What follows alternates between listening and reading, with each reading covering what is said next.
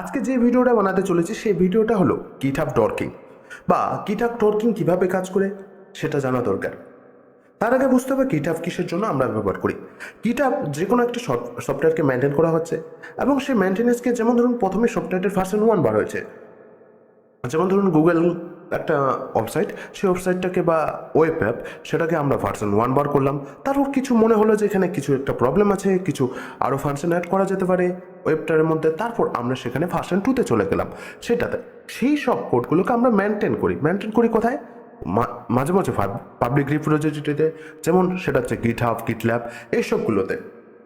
তো সেই ক্ষেত্রে আমাদের কথা হচ্ছে, যখন গিটহাবে কোড মেনটেন করছে তখন তো এমনও হতে পারে যেসব কোডাররা কোড মেনটেন করছে তারা কিছু কোডের এখানে সিক্রেট কি ছাড়ে দিয়েছে, কিছু এপিআই কি ছাড়ে দিয়েছে, এবং সেই সব কিগুলোকে যদি আমরা খুঁজি, সেই সব কিগুলোতে আমরা যদি বাগ ফান্টিং করার চেষ্টা করি বা বাগ খোঁজার ট্রাই করি, পেয়ে যেতে পারি। সামটাইমস আমরা কিছু অ্যাডমিন নেম পেয়ে যেতে পারি, সামটাইমস আমরা কিছু পাসওয়ার্ড পেয়ে যেতে পারি। তো সেটাই হচ্ছে গিটহাব ডর্কিং। এবার কথা হচ্ছে এই গিটহাব ডর্কিংটা কিভাবে করব সেটা শিখবো ইন্ট্রোর পর। নামে নামে তো চোখের পানি, তেমনি নামে চোখের পানি, আকাশ ছড়ে বৃষ্টি নামে নামে তো চোখের পানি, নামে কি করে বলি ভালোবাসি তোমায় কত পানি, দেখায় কি করে হাতা চাচা ভিজে আর তোমাকে ছাড়া আমি।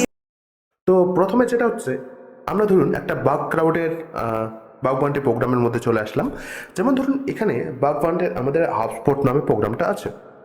সো আমরা ডাইরেক্টলি সার্চ কী করতে পারি এর জন্য? প্রথমে আমরা হাবস্পটের রিপোজিটরি খোঁজার জন্য আমরা কী করতে পারি? ডাইরেক্ট যে কোনো সার্চ ইঞ্জিনের মধ্যে চলে যেতে পারি। এখানে আমরা লিখব হাবস্পট গিটহাব। এখানে আমরা যে প্রোগ্রামটার জন্য বাগ বাউন্ডি করা ট্রাই করতেছিলাম সেই প্রোগ্রামটার আমরা গিটহাব পেজে চলে আসছি। দেখতে পাচ্ছেন হাবস্পট গিটহাব। সো আমরা এখানে চলে যেতে পারি। এরপর যাওয়ার পর আমরা এখানে খুঁজবো কি এখানের মধ্যে কী কী অ্যাডমিন দেওয়া আছে, পাসওয়ার্ড দেওয়া আছে, সেই সব জিনিসগুলো কীভাবে আমরা খুঁজে পাবো।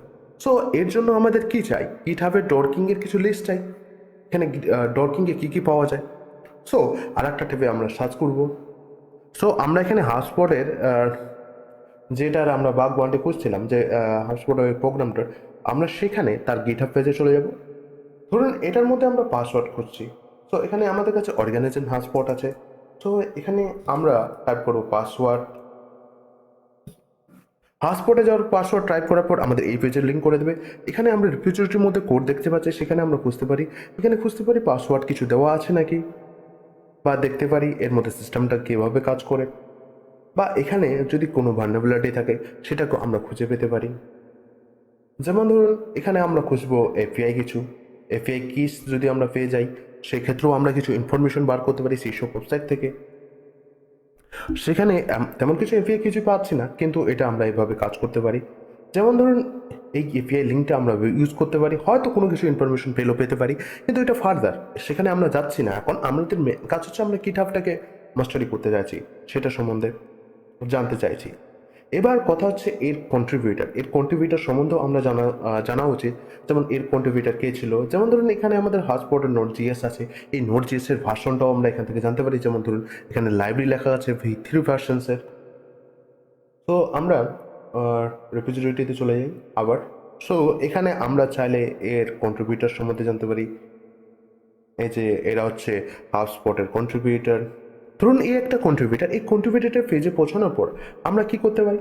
ধরুন এর এখানে জিমেল দেওয়া আছে, এর ওয়েবসাইট সম্বন্ধে ইনফরমেশন আছে।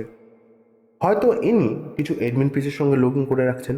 যেমন ধরুন ওয়েবসাইটের আমরা যদি হাবস্পটের অ্যাডমিন পেজে পৌঁছাতে পারি, সেখানে হয়তো এনার অ্যাকাউন্ট খোলা আছেন, এবং কিছু যদি সহজ পাসওয়ার্ড থাকে সেটাও আমরা ব্রেক করতে পারি।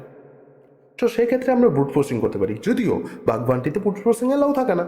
যদি কোনো সহজ পাসওয়ার্ডও পেয়ে যেতে পারি, যার ফলে দুটোই আমরা লগ ইন করতে পারছি, বা আনঅথরাইজ জায়গায় আমরা অ্যাক্সেস করতে পারছি বাই হিজ ইমেল বা জিমেলের মাধ্যমে। তো এটার জন্য আপনারা অনেক অটোমেটিক টুল পেয়ে যাবেন, বা এখান থেকে আপনার গিটহাব ডর্কিংয়ের জন্য কোনো পেলোড খুঁজে পেয়ে যেতে পারেন। চাইলে এইসব অটোমেটিক টুলগুলোকে আপনি ইনস্টল করতে পারেন এবং ইনস্টল করে ট্রাই করতে পারেন। Try and learn. নিজে বেশি ট্রাই না করলে আপনারা শিখতে পারবেন না। সো গুগল ডর্কিং এইসব জিনিসগুলোকে নিজে ট্রাই করুন, আর পেলোডের জন্য চিন্তা করবেন না, এখানে প্রচুর পেলোড পড়ে আছে।